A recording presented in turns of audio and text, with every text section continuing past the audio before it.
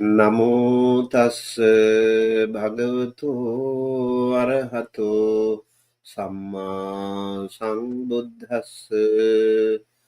Namo tassa bhagavato arahato samma sambuddhassa. Namo tassa bhagavato arahato samma sambuddhassa. Honor to him, the blessed one, the worthy one, the fully enlightened one. My utmost respect to the perfectly enlightened Samma Sambuddha, the noble doctrine of the Buddha, and the noble Mahasangha, the disciples of the Buddha. Hello, Dhamma friends, greetings, and good morning and good evening to all of you. Welcome to our Sunday Dhamma Talk series. And these days, we continue to work with Dhammapada. So, chapter by chapter, I'm going to explain the entire Dhammapada. Our Sunday Dhamma Talk series, number 113 today. So, we are dealing with Daṇḍa Vagga. Daṇḍa means punishment or rod. So, today I want to first chant. You can also join us. I can see some of the friends, Sudh, Shruti Joshi, and Samaswatsuma, and all the other people who join us. Let's begin the Dhammapada chanting first, and you can also join from your end. I'll share the screen with you. Okay, I hope now you can see it clearly. Let me make it a little bit clearer. Okay.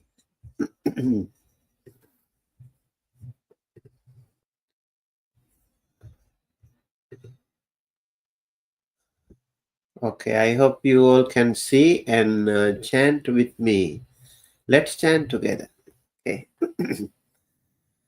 Sabbe tasanti dangdasa sabbe bhayanti macchuno attanang upamang katva na haneya na ghataye. Sabbe tasanti dangdasa sabbe sanjivitang piyang attanang upamang katva na haneya na ghataye. Sukha kamani bhutani yodangdena vihingsati attano sukhame sano pechaso na labhate sukhang. Sukha kamani bhutani yodangdena nahingsati attano sukhame sano pechaso labhate sukhang. Mavocha parusankhang chi Vutta pati vadeyuthang dukkha hi sarambha katha pati dangda puseyuthang sache naresi attanang kangso upahato yatha esa pattosi nibbanang sarang bhotena vijjati yatha damdena gopalo gavo pacheti gocharam Evaṁ jarāca macchūca āyuṁ pācinti pāninaṁ atha pāpāni kammāni karaṁ bālo na buddhati sehi kammehi dummedho aggi daddho tappati yo dandena adangdesu appadutthesu dussati dasanna mඤ්ඤතරං ඨානං කිප්පමේව නිගච්ඡති වේදනං පරුසංජානින් සරීරස්ස ච භේදනං ගරුකං වාපි ආබාධං චිත්තක්ඛේ පංවපාපුනේ රාජතෝ වා උපස්සග්ගං අබ්භක්ඛානං දාරුණං පරික්ඛයං ඥාතිනං භෝගානං පභංගුරං අථවාස අගාරානි අග්ගිඩහති පාවකෝ කායස්ස භේදා දුප්පඤ්ඤෝ නිරයං සෝපගච්ඡති නනග්ගචරයා නජටාන පංඛා නානාසකාතං දිලසායිකාවා රජෝච ජල්ලං මුක්කුටි කප්පබධානං සෝධින්ති මච්ඡං අවිතින්න කංඛං අලංකතෝ චේපි සමංචරේය සංතෝ දන්තෝ නියතෝ බ්‍රහ්මචාරී සබ්බේසු භූතේසු නිධාය දණ්ඩං සෝ බ්‍රාහ්මනෝසෝ සමනෝස භික්ඛෝ හිරිනිසේධෝ පුරිසෝ කෝචිලෝ කස්මින් විජ්ජති යෝනින්දං අපබෝධති අස්සෝ භද්‍රෝ කසාමිව අස්සෝ යථා භද්‍රෝ කසානිවිට්ඨෝ අස්සෝ යථා භද්‍රෝ කසානිවිතිට්ඨෝ ආතාපිනෝ සංවේගිනෝ භවාත්ථ සද්ධාය සීලේන ච වීරියේන ච සමාධිනා ධම්ම විනිච්ඡයේන ච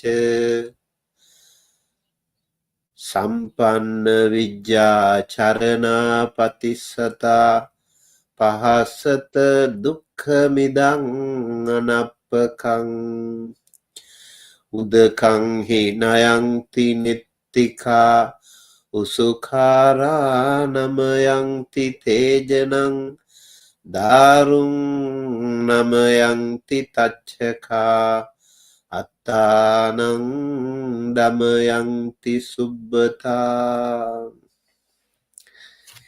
Okay, let me first fix the spelling mistake here. Okay, now it is fine. All right, so dear Dhamma friends, today we will discuss a little bit more about this subject. Everyone is not happy if someone punishes them. No one is happy to do that. So today I would like to share some reflections on the teachings from the Daṇḍa Vagga of the Dhammapada, specifically verses from 129 to 145.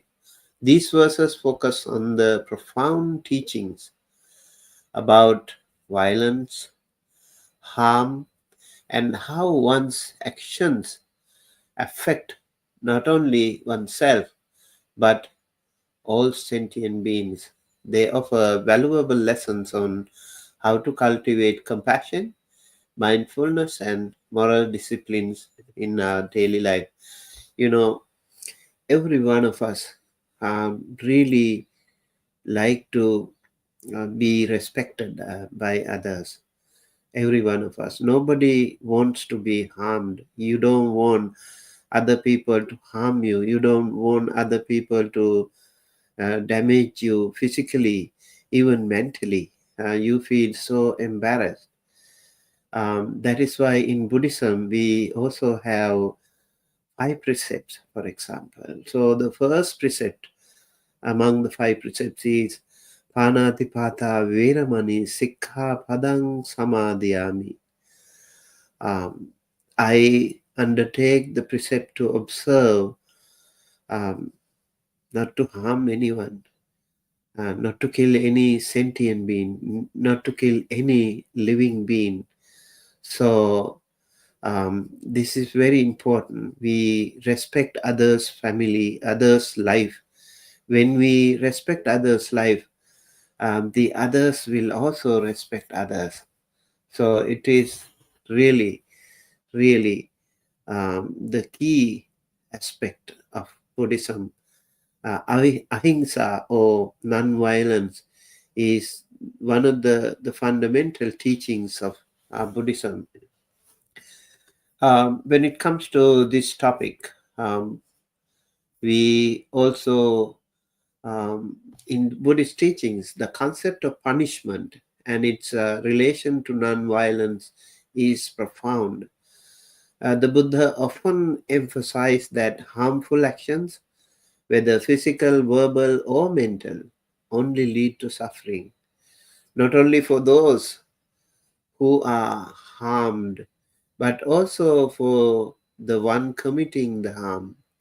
This teaching aligns with the core Buddhist principle of ahimsa, what we call non-violence. Hinsa is violence, and ahimsa is, or sometimes it is also called avihinsa, that means non-violence, which is a path to understand the deep interconnection between all living beings. Instead of embracing punitive measures, the Buddha advocated for the development of compassion and non loving kindness, like what we call metta or maitri in Sanskrit. Loving kindness. One of the fundamental teachings in Buddhist philosophy. So metta or loving kindness, infinite loving kindness, immeasurable loving kindness, unconditioned loving kindness. Mata yatha niyang puttang ayusa eka putta manurake. Just as the mother who has only one child, one and only child, would take care of the baby, would save the baby, even at the cost of her own life. So should we respect others? Should we send loving kindness to others? Should we radiate loving kindness to all sentient beings? Which is very, very difficult at the beginning. You start yourself with yourself. You are the one who can love yourself the most, and then you can expand the territory of this unconditioned, immeasurable loving kindness to your near and dear ones, to your loved ones, and later even to the neutral ones, and then to the unfriendly ones, and to all sentient beings eventually. Direction wise, also, this loving kindness or metta can be spreaded the all sentient beings in the northern direction, southern direction, western direction, eastern direction, northeastern, northwestern, southeastern, southwestern, in the direction above and in the direction below, we focus on all sentient beings, which is a tremendously powerful teaching in Buddhist practice. So Buddha's rejection of punishment as a form of retribution can be found in various suttas. For example, Dhammapada, we already found where the Buddha teaches that true happiness comes not from causing harm, but from recognizing the shared desires for peace and happiness that all beings hold. Um, in, in today's context, for example, we see the wars happening, fighting between different communities, different tribals, different groups, different individuals. When those things happen, the kind of tension that prevails uh, in those respective groups or countries or individuals is tremendous. And it is so difficult to sleep, to eat, to live peacefully and harmoniously when you have such a tension between two parties. Um, so Buddha reveals that those who inflict harm on others are sowing the seeds of their own suffering, as violent action leads to a cycle of revenge, retaliation, and perpetual unhappiness. The path of compassion is transformative, offering an alternative to cycle of violence. Metta or loving kindness is the antidote to hatred, and it is the means by which we begin to purify our hearts and break the bonds of suffering. As we reflect on the verses of the Daṇḍa Vagga, we see how the Buddha's teachings on violence and punishment not only provide practical moral guidance but also point us toward the higher goals of spiritual peace and liberation. So, um, let's come to the stanzas. Let me share with you the detailed study of this stanzas one by one. Okay, here we go. Sabbe tasanti dandasa, sabbe bhayanti machuno, attanang upamang katva, nahaneya naghataye. All tremble at violence, all fear death, putting oneself in the place of another. One should not kill, nor cause another to kill. We talk about that today, like you need to wear the shoe of the others. You need to be in other shoes to feel that pain. You don't want violence. Everyone fears death. And so it is so important that we actually practice non-violence. When we don't harm others, we have a great assurance from the others, a better insurance towards us that we can be respected. When we respect others' life, others will also respect us. That is exactly why we need to respect others' life. And this way the world can be much more in harmony. So I would like to invite all of you to feel the pain, or feel the pain when somebody insults you, for example, or feel the pain when you hit something like suddenly, like by accident, when you hit something and you feel the pain, especially during the winter. If you hit something, you really really feel very painful. So when you hit others, when you beat others, when you are causing harm to others, they also feel it. They all tremble. And sometimes we see the animals when they are taken to be, butchered. They feel, they cry.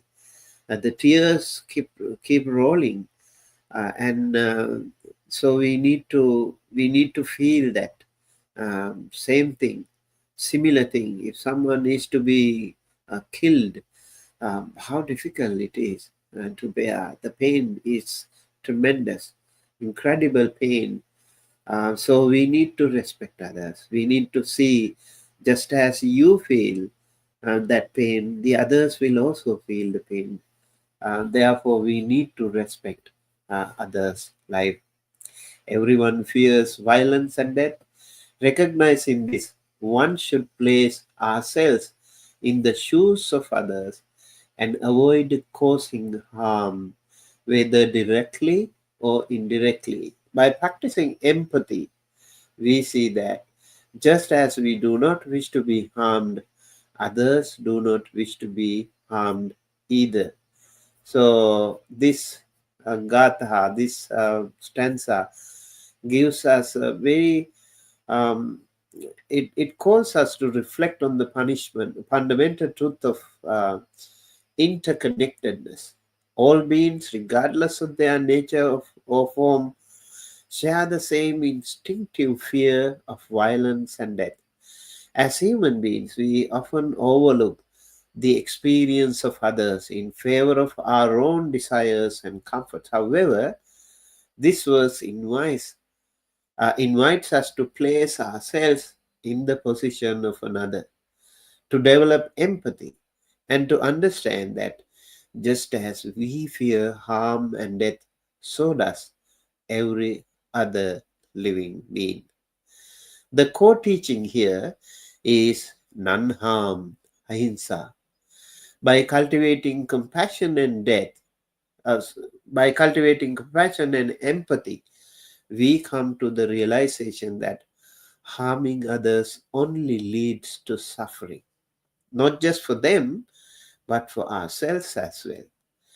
It's not enough to merely refrain from killing. We must also refrain from causing others to harm. This is a powerful reminder that our actions impact the world around us, and true wisdom lies in respecting all lives. So, in Buddhism, it is also said, "Papa nivareti." First of all, you need to avoid doing harm to others, and then kalyani nivesenti. You also need to cultivate good things. So, your loved ones, for example, your friends, maybe family, children, you also need to avoid them doing all those harmful things. And also, you need to encourage them to practice, cultivate non-violent practices. This is a very important teaching that we need to learn in Buddhism. So this way, you will feel that your life is safe wherever you go. Your life will be um, safe. Over here, sabbe tasanti dandasa sabbe sang jivitang piang attanang upamang katva nahaneya naghataye. All tremble at violence. Life is dear to all. putting oneself in the place of another. One should not kill, nor cause another to kill. So both the stanzas are almost similar. One should not kill, no cause to kill. Or sabbe bhayanti machuno is the difference here. All fear death over here. And here in this stanza, sabbe sanjivitang piyang. Life is dear to all. Every sentient being. For example, if you have some issue with your, maybe if you are a diabetic patient, a chronic diabetic patient, sometimes the doctors might consider amputate some of your limbs, maybe your leg or hand, but you still want to live. And even at the cost of your hand or leg, you still want to live. Sabbe sanjivitang pihang. Life is dear to all. Let's say like the doctor would say, okay, your eye is really worse. You maybe you need to operate. So people still do it. And even at the cost of one eye, even both eyes, you still want to live. Life is dear to all. Similarly, the other sentient beings, other animals, everyone feels that life is so precious. And we are into this world maybe with a mission. That is one is to practice loving kindness, to send loving kindness, to send compassion to all sentient beings. This way, our world will become a very beautiful place. So, start yourself, by practicing these simple things where we can actually practice loving kindness, and you can feel such a powerful peace within you. Just need to make yeah, so always happens with the spellings. Okay. So over here, this verse reinforces the message of verse 129, but with an added emphasis on the value of life. Life is precious to all beings, and just as we cherish our own existence, others also seek to preserve theirs. In the same way, we should not harm others in any form, whether through words, actions, or even thoughts. This teaching encourages us to reflect on the sanctity of life and urges us to act with integrity and respect for the well-being of others. When we can deeply recognize the interconnectedness of all life, the need to cause harm diminishes. So this is um, stanza number 130. Let's move to the other stanza now. Sukha kamani bhutani yodangdena vihingsati attano sukha mesano pechaso na labhate sukhang. One who, while himself seeking happiness, oppresses with violence other beings who also desire happiness, will not attain happiness hereafter. So, yes, so what do you think? Um, what do you think? How this stanza and the other stanza are also interconnected. One who, while himself seeking happiness, oppresses with violence other beings um, who also desire happiness, will not attain happiness hereafter. So, if you want to seek happiness, you should not oppress others. That is the idea. Let's first go to the other stanza as well, because they are both interconnected. Sukha kamani bhutani yodandena nahingsati attano sukha mesano pechaso labhate sukhang.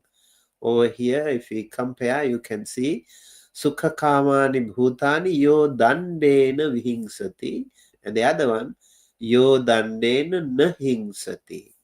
And Attano sukha mesano pechaso na labhate sukhang. And here Attano sukha mesano pechaso labhate sukhang. So over here, one who while himself seeking happiness does not oppress with violence other beings who also desire happiness will find happiness hereafter. So this again is a really powerful teaching. These verses highlight the karmic consequences of our actions. The pursuit of happiness is universal. Every being desires happiness and wishes to avoid suffering. However, when we seek our happiness at the expense of others through oppression or violence, we are setting ourselves up for future suffering. The law of karma is clear. Action that cause harm to others cannot lead to true happiness. On the other hand, those who seek happiness while also respecting the happiness and well-being of others will find happiness in the long run. This is the path of wisdom and compassion. Acting in ways that do not harm others, cultivating virtues such as patience, kindness, and generosity. Patience is called khanti in Pali. Kindness is called karuna, and loving kindness is called metta, and generosity is called dana or chaga. These are also interconnected. When you have patience, you also have kindness, you also have generosity. When you have kindness, you are also patient and you are also generous. When you have generosity, you need to be kind and you need to be patient. Otherwise, your whole that wholesome act of generosity can be spoiled. So these concepts can be interconnected as well. So yes, we'll move towards the other stanza, and over here also 133 and 34 are interconnected. So I would like to chant again them together. Mavocha paru sankang chi vutta pati vadeyutang dukkhahi sarambha katha patidanda puseyutang. Speak not harshly to anyone, for those that spoken to might resort. Indeed, angry speech hurts, and retaliation may overtake you. Sache nere si attanang kangso upahato yatha esapatto si nibbanang sarang bhotena vijjati. If, like a broken gong, you silence yourself, you have approached nibbana, for vindictiveness is no longer in you. I just need to, I think,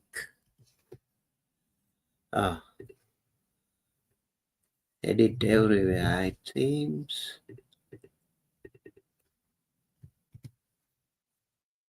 Okay, let me do it first. Okay.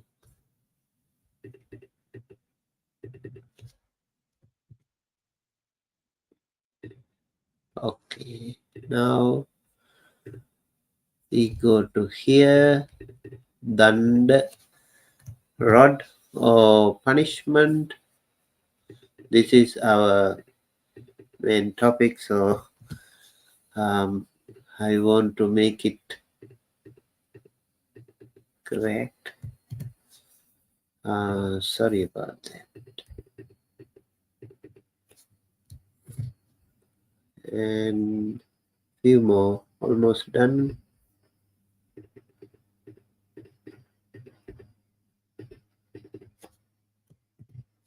Daṇḍa 140.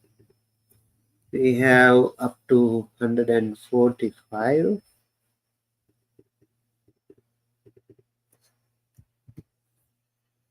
And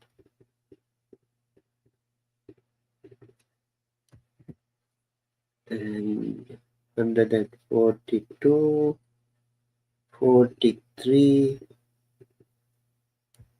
This is a little longer chapter here. 44, and last but not the least, 144. Okay. All right. So let me go back to the 133 and 34.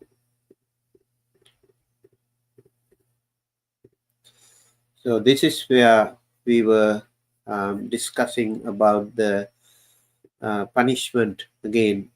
Speak not harshly to anyone, for those thus spoken to might resort. Indeed, angry speech hurts, and retaliation may overtake you.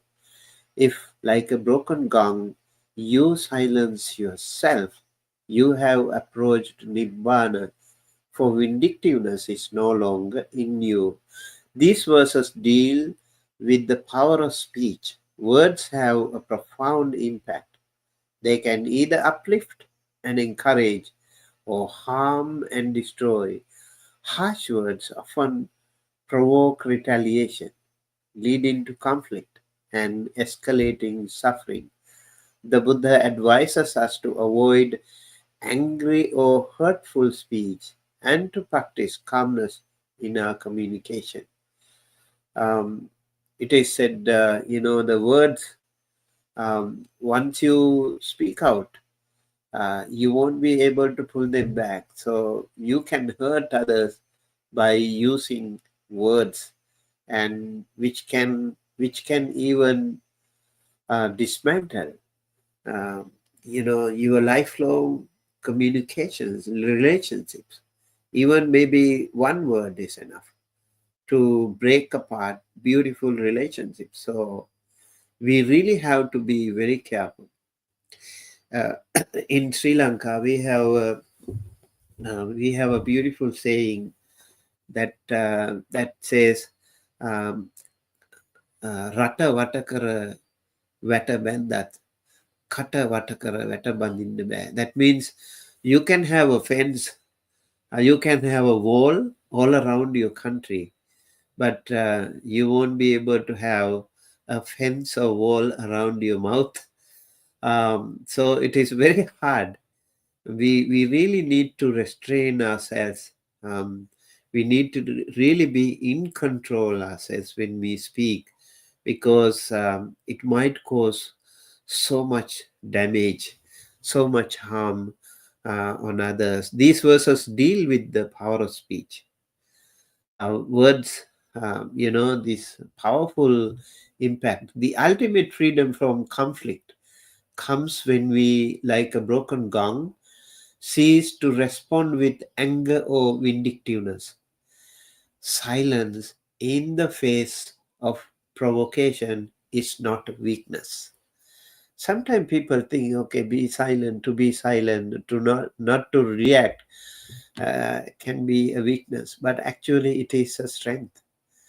It is a sign that we have overcome the impulse to retaliate, and have approached the state of Nibbana where inner peace and equanimity reign.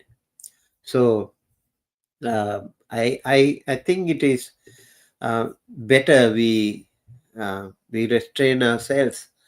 We need to learn how to control ourselves when we speak. Okay, so let's go to 135 and 137. These three stanzas are flock together. Yatha dandena gopalo gavo pacheti gocherang evaṁ jaracha machucha ayung pachenti paninang. Over here, the meaning: just as a cowherd drives the cattle to pasture with the staff, so do old age and death drive the life force of beings from existence to existence, bhava, from one bhava to another. Atha papa ni kangmani karang balo na bujjati sehi kangmehi dummedho aggida daddhova tappati. Aggi daddhova tappati. When the fool commits evil deeds, he does not realize their evil nature. The witless man is tormented by his own deeds, like one burnt by fire.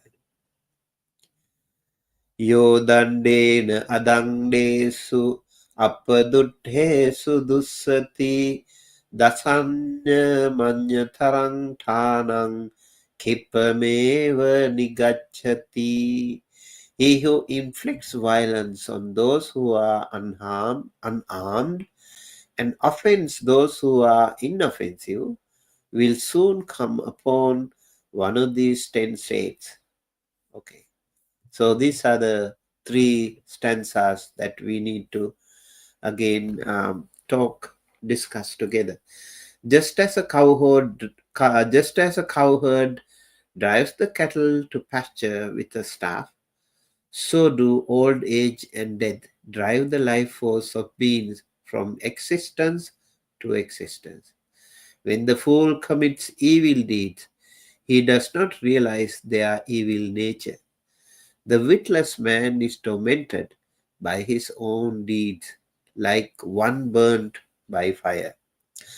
These verses reminds us.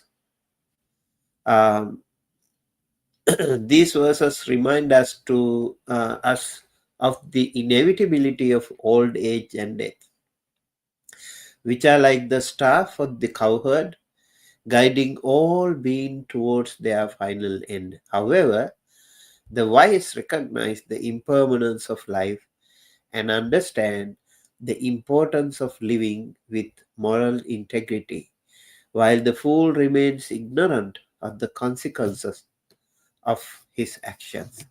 When we commit unwholesome actions, we are like one who burns himself with fire but does not realize the harm. Ignorance of the consequences of our actions leads to suffering, both in this life and beyond. So, this is again another very powerful reminder to us. Our ignorance is so overwhelming, and we don't even feel the harm. Sometimes little children, they don't know the fire. They don't know if something is harmful, cutting sharp knife or something. So they will do harm to themselves. Similarly, as sentient beings in this samsara, we also, overwhelmed with ignorance, can inflict harm on us by practicing unwholesome deeds So we need to be careful again, um, how to practice non-violence. Uh, let's go to the other three stanzas, 138 to the 40. Vedanang paru sanjaning sarirassa cha bhedanang garukang vapi abadhang chittakhe pangupapune. Sharp pain or disaster, bodily injury, serious illness, or derangement of mind. Rajato va upasaggang abhakkanang va darunang parikkayang va jnatinang bhoganang va pabhangurang. Trouble from the government or grave charges, loss of relatives or loss of wealth, or houses destroyed by ravaging fire. Upon dissolution of the body, that ignorant man is born in hell. Athavas agarani agidahati pavako kayas bheda dupangyo nirayang sopagachati. Trouble from the government or grave charges, loss of relatives or loss of wealth, or houses destroyed by ravaging fire. Upon dissolution of the body, that ignorant man is born in hell. So these three verses, 138 to 40. He who inflicts violence on those who are unarmed and offends those who are inoffensive will soon come upon one of these 10 states: sharp pain or disaster, bodily injury, serious illness or derangement of mind, trouble from the government or grave charges, loss of relatives or loss of wealth, or houses destroyed by ravaging fire. Upon dissolution of the body, an ignorant man is born in hell. These verses describe the severe consequences of violence and harm. Inflicting harm upon others, especially those who are innocent and defenseless, leads to suffering, not only in the immediate moment, but also in the long run. The karmic effects of violence are far reaching, and they manifest as physical pain, mental anguish, loss, and ultimately the suffering of hell in future lives. So um, that is the far-reaching consequences that can happen to someone who inflict violence on others. This is a powerful reminder that unwholesome actions do not go unpunished. The Buddha warns us to avoid the paths of violence, hatred, and aggression, as they will only lead to destruction and suffering. So these uh, stanzas also can be very helpful to us again in the practice of non-violence. Let's now go to the final section of the Daṇḍa Vagga, 141 to 45. Nanagacharya najatana panka nana sakatang dilasaikawa rajocha jallang mukkuti kappadhanang sodhing timachang avitigna kankang. Neither going about naked, no matted locks, no filth, no fasting, no lying on the ground, no smearing oneself with ashes and dust, no sitting on the heels in penance can purify a mortal who has not overcome doubt. Let me first make a mistake. Here there's a mistake. I need to correct. Rajocha Jallang. Okay. Now it is fine. Okay. So we move to the other stanza. Alankato chepi samangcharey Sankto dangto niyato brahmachari sabbesu bhutesu nidhaya dangdang so brahmano so samano sabhikkhu. Even though he be well attired, yet if he is poised, calm, controlled, and established in the holy life, having set aside violence towards all beings, he truly is a holy man, a renunciate, a monk. So over here, Brahmana, Samana, Bhikkhu. Bahita Papa Brahmano, Samita Papa Samano, Sansare Bhayang Nikkati Bhikkhu. So we can see all these beautiful people who have committed their life and energy to practice the spiritual path. They are truly holy men. They are truly renunciates and great monks. Hiri nisedho puriso kochilo kasmin vijjati yo nindang bodhati aso bhadro kasamiva.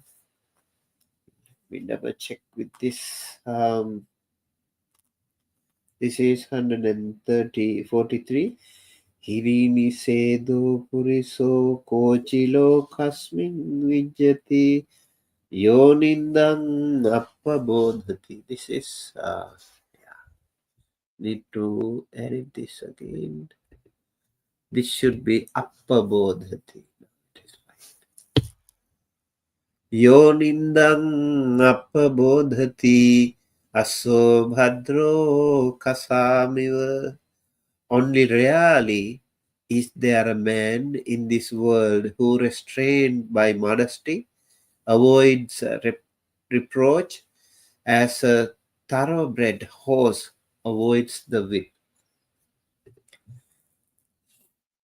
Aso yatha bhadro kasani. Okay. This one, nivitto.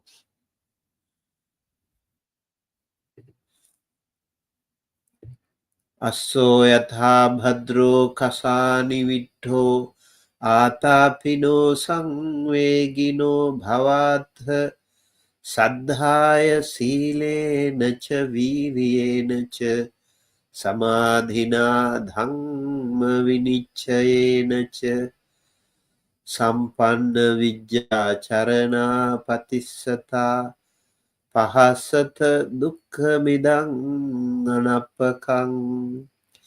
Like a thoroughbred horse touched by the whip, be strenuous, be filled with spiritual yearning, by faith and moral purity, by effort and meditation, by investigation of the truth, by being rich in knowledge and virtue, and by being mindful, destroy this unlimited suffering. This is the last stanza of Daṇḍa Vagga. Udakang hinayang tinittika usukara namayangti tejanang darung namayangti tachaka attanang namayangti subbata. Irrigators regulate the waters. Fletchers straighten arrow shafts. Carpenters shape wood, and the good control themselves. So over here again, neither going about naked, no matted locks, no filth, no fasting, no lying on the ground, no smearing oneself with ashes and dust, No sitting on the heels in penances can purify a mortal who has not overcome doubt, even though he be well attired. Yet, if he is poised, calm, controlled, and established in the holy life, having set aside violence towards all beings, he truly is a holy man, a renunciate, a monk. Only rarely is there a man in this world who, who restrained by modesty, avoids reproach as a thoroughbred horse avoids the whip. Like a thoroughbred horse touched by the whip, be strenuous, be filled with spiritual yearning, by faith and moral purity, by effort and meditation, by investigation of the truth, by being rich in knowledge and virtue, and by being mindful, destroy this unlimited suffering. Irrigators regulate the waters, fletchers straighten arrow shafts, carpenters shape wood, and the good control themselves. These final verses emphasize that true purity and holiness do not come from external appearances or ascetic practices. It's not the outward show of the renunciation that makes one pure. It is the inner transformation, overcoming doubt, controlling the mind, and abandoning violence. The true renunciant is one who is calm, controlled, and established in moral discipline, understanding the impermanence and interconnectedness of all beings. Just as a skilled workers control their craft, a true practitioner controls their mind and actions, leading a life of virtue and wisdom. Only through diligent effort in faith, meditation, and the cultivation of mindfulness can one truly overcome suffering. So, dear Dhamma friends, this is our Dhammapada Daṇḍa Vagga. I hope you learned something, something was inspiring you. And so this teaching from the Daṇḍa Vagga reminds us that violence, whether through actions, words, or thoughts, bring harm to all involved. True happiness and peace are found and by not through causing harm or seeking selfish gain, but through cultivating compassion, mindfulness, and moral discipline. By putting ourselves in the place of others and treating all beings with kindness and respect, we can purify our minds, attain true happiness, and move closer to Nibbana. So, so may we all strive to embody this teaching in ourselves, bringing peace to ourselves and the world around us. So let me see if you have also some questions. Also, I would like to appreciate, we do have some members, Triya W, and thank you for joining, Sud S, and Shruti Joshi, and also Suma Suma.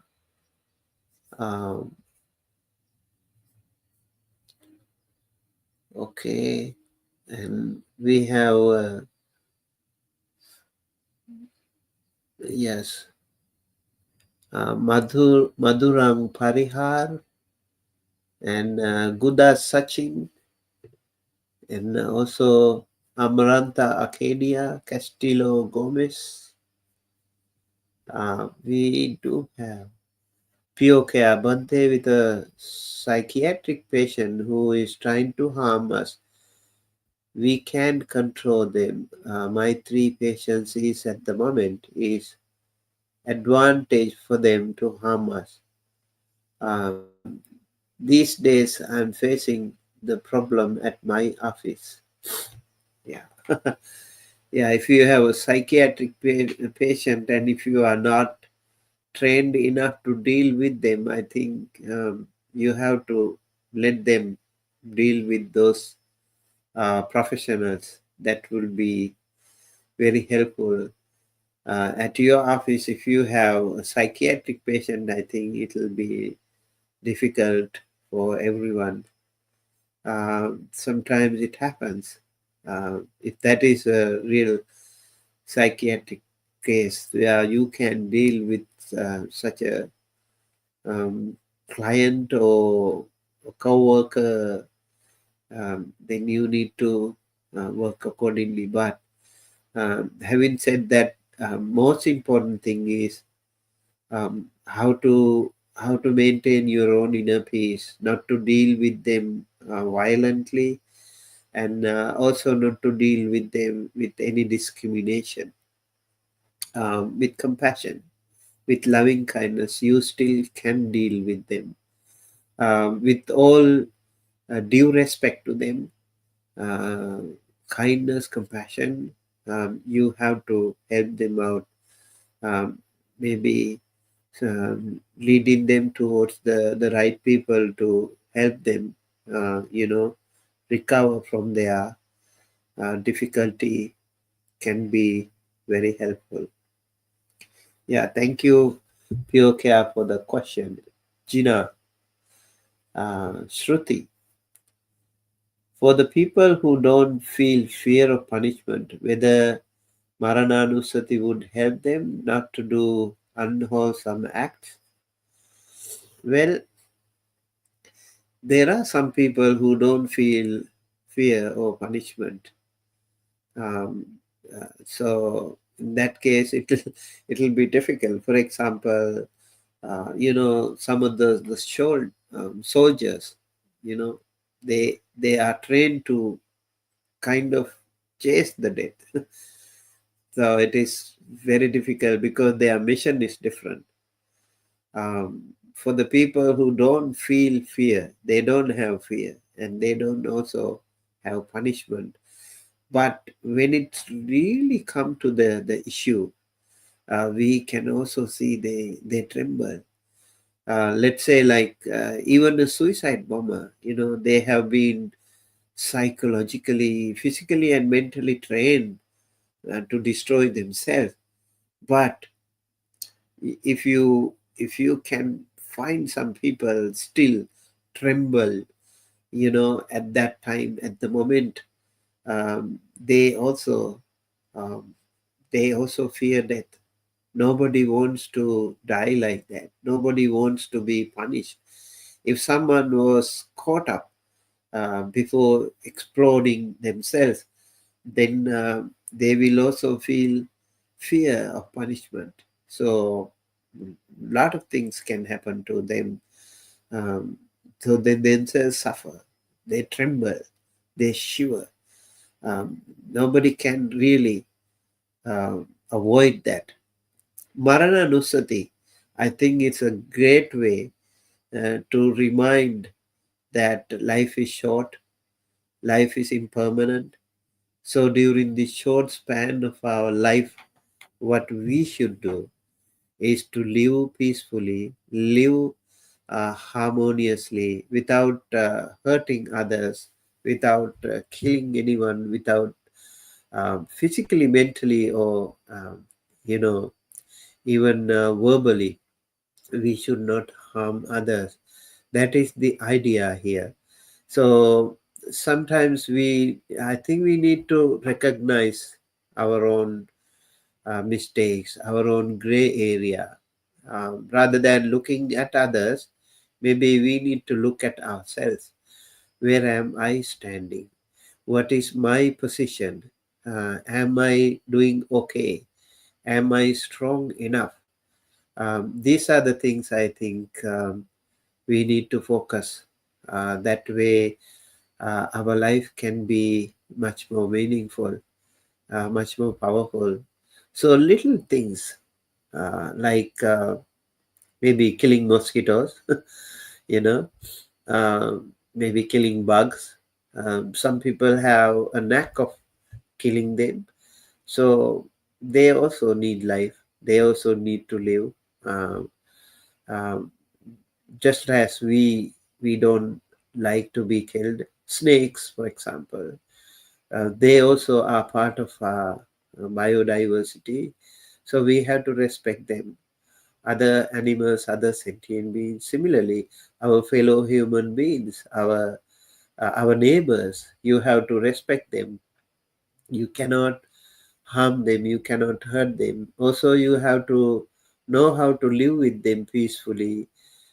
Peaceful coexistence with your family members, with your neighbors, and also with your co-workers can really, really make your life more meaningful.